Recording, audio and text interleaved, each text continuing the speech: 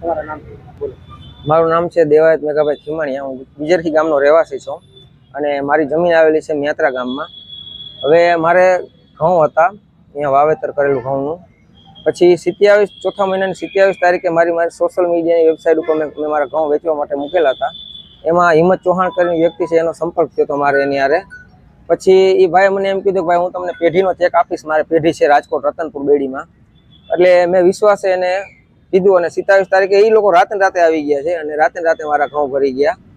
પછી એને મને ચેક આપ્યો હતો, એ ચેક એમાં થોડીક ભૂલ હતી એટલે એ ચેક ના આવેલો। પછી બીજો ચેક એને 29 તારીખે મોકલાવેલો અને પછી 30 તારીખે એ ચેક રિટર્ન થઈને પાછો આવી ગયેલો।